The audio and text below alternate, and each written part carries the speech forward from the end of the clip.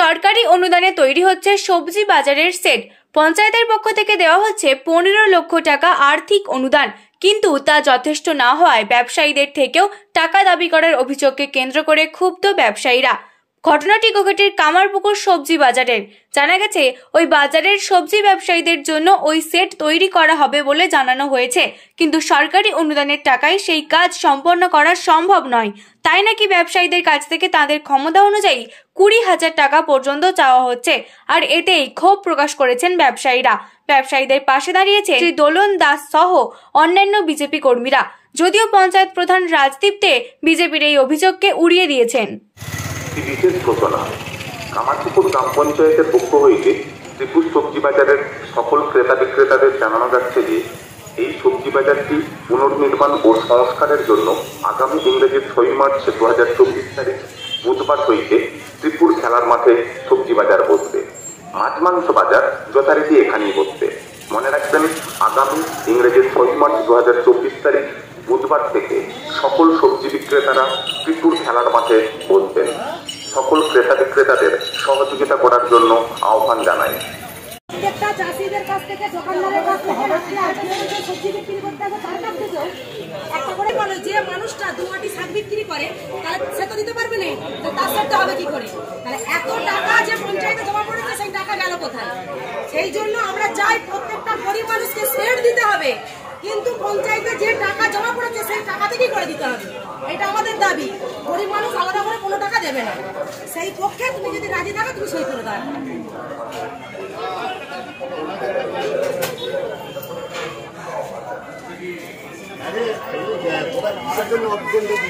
আমি অবজেকশন দিইনি তো, আমাদের কোনো অবজেকশন নেই। আমরাও চাই মানুষের পরিষেবা হবে। আমার এটাই যে তোমরা বাজারে প্রতিদিন একটা তোলা তোলো, তাহলে প্রতিদিন যদি তোলা উঠে দেখা যায় তোলাটা প্রায় 80,000 লোক। উন্নয়নের সেই বাজারে সেই সরকারি টাকা দিতে হবে। সেই উন্নয়নের দাবিতে আমরা নেমেছি রাস্তায়। গরিব মানুষের টাকা নিয়ে গরিব মানুষকে উন্নয়ন দেখাচ্ছে, আর কালকে সব বাজার ওখানেই বসবে। আমরা বিজেপির পক্ষ থেকে 3,000 লোক কালে করে থাকবো। কটা পুলিশ নিয়ে আসা, কটা প্রধানের সামনে দেবো। কথাটা আবার ব্যাপার না। এবার তোরা বলছিস থাকতে, আর ওরা বলছে কালকে চলে যেতে। ওরা বাজার ছেড়ে কোথাও যাবে না। হ্যাঁ, এবার তোদের কথা শুনে এবারে কি হবে? এই যে লটটা হবে তখন কোথায় যাবো? আমরা এখানে দাঁড়াবো, আমরা এই কাগজ নিয়ে আমরা নিজেরা দেবো, আমরা নিজেরা দেবো।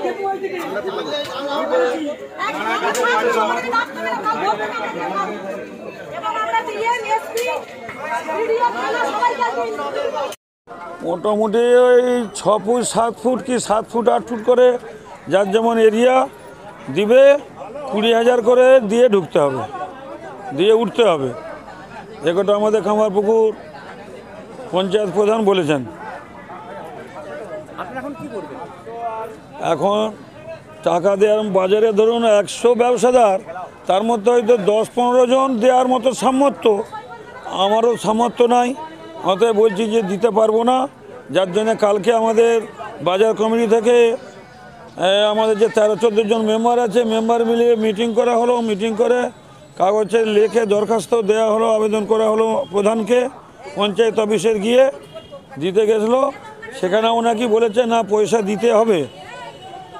আমি যেতে পাইনি। 2:30টার পর ওরা সব গেল, জন 15-20, আর 100 জন বলে মিটিং হলো যে আমাদের সবাই সই করলো যে আমরা পয়সা দিতে পারবো না। পঞ্চায়েত। আমার নাম বাদল মণ্ডল, ব্যবসাদার। আমাদের দেওয়ার ক্ষমতা নেই, তাতে বসতে দেয় দেবে, নাহলে ওরা অন্য ব্যবস্থা করতে হবে। আমরা কত টাকা চেয়েছে আপনার? চেয়েছে, বলেছে 20,000 টাকা করে লাগবে। এবারে বলেছে সেটা পঞ্চায়েত ভাববে কাকে কি দিতে হবে, যার যেমন পরিস্থিতি সেরকম একটা নিবে তারা বলেছে। আপনি ব্যবসাদার? হ্যাঁ। আপনার নাম? কার্তিক নন্দী।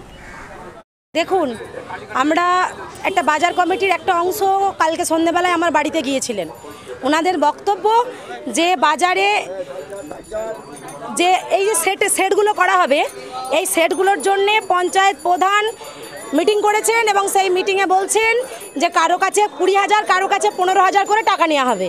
আমাদের প্রশ্ন এই জায়গাটাই, প্রতিদিন বাজার থেকে একটা তোলা হয়, সেই তোলাটা যখন দিনের শেষে দেখা যায় মিনিমাম 8 থেকে 10,000।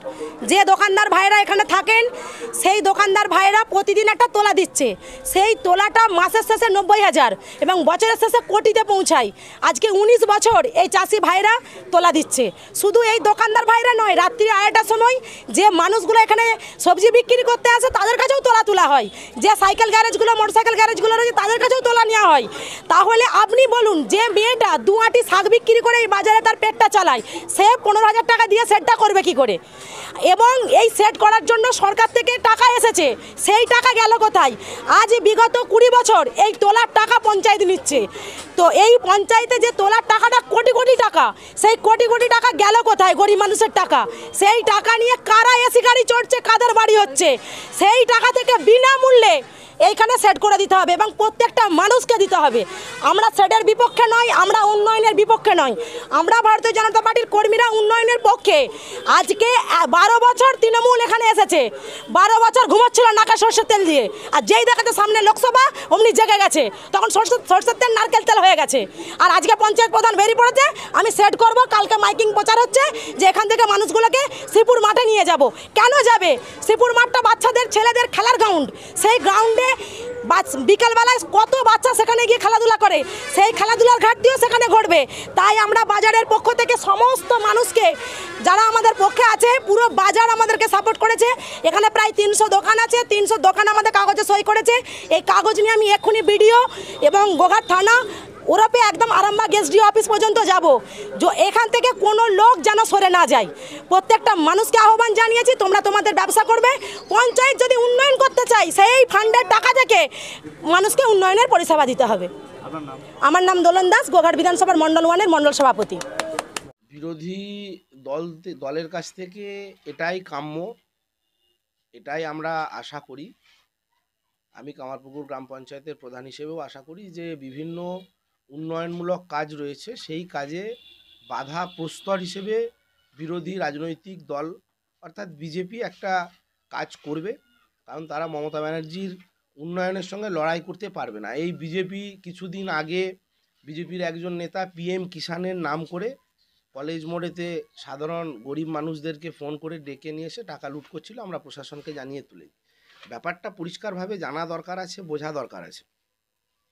কামারপুকুর গ্রাম পঞ্চায়েতের 5th SFC স্টেট ফাইন্যান্স কমিশনের 15 লক্ষ টাকা, বাজারের যা বর্তমান পরিস্থিতি, বর্ষাকালেতে বাজার তো শুধু ব্যবসাদারদের নয়, এই কামারপুকুরের যারা কেনা ক্রয় করেন ক্রেতা, তাদের ওপরেও নির্ভর করে। এবং আরামবাগ সাব ডিভিশনের সবথেকে বড় বাজার এটা, সেটাকে রিনোভেশনের জন্য কামারপুকুর গ্রাম পঞ্চায়েত থেকে 5th SFCর 15 লক্ষ টাকা দেওয়া হয়েছে। এবং বাজার কমিটি যা আছে বর্তমানে ব্যবসাদাররাই তৈরি করেছেন, সেই বাজার কমিটি এবং গ্রাম পঞ্চায়েতের একসঙ্গে একটা কম্প্যাক্টভাবে আমরা চালা তৈরি করে ব্যবসাদারদের সেখানেতে শিফট করব। সেক্ষেত্রে বলা হয়েছে যারা বড় ব্যবসা করেন, যারা মাঝারি ব্যবসা রয়েছে এবং যারা ছোট ব্যবসা করেন, যাদের ছোট জায়গা লাগবে, এবং কিছু মানুষ রয়েছেন যারা টাকা দিতে অপারগ, গরিব মানুষ, কেউ 2 আঁটি শাক বিক্রি করেন, কেউ একটু ছাতু বিক্রি করেন, কেউ গুগলি বিক্রি করেন, সেক্ষেত্রে কোনো পয়সা লাগবে না। এই 3টে শিফট ভিত্তি করে বাজার কমিটিকে দায়িত্ব দেওয়া হয়েছে যে তারা কতটা দিতে পারবে, পঞ্চায়েত কতটা নেবে। 20,000 টাকা এটা অবান্তর প্রশ্ন, কেউ যদি বলে থাকে আমি তাকে চ্যালেঞ্জ করছি, ঠিক আছে, আমি তার সঙ্গে আইনি লড়াই লড়তে রাজি আছি। বাজার কমিটিকে বলা হয়েছে মানুষ কতটা দিতে পারবেন, কিভাবে তাদের সুবিধা হবে, এবং সেটা ইনস্টলমেন্টে 3বার 4বারে সেটা বাজার কমিটি সিদ্ধান্ত করবে, পঞ্চায়েত নয়।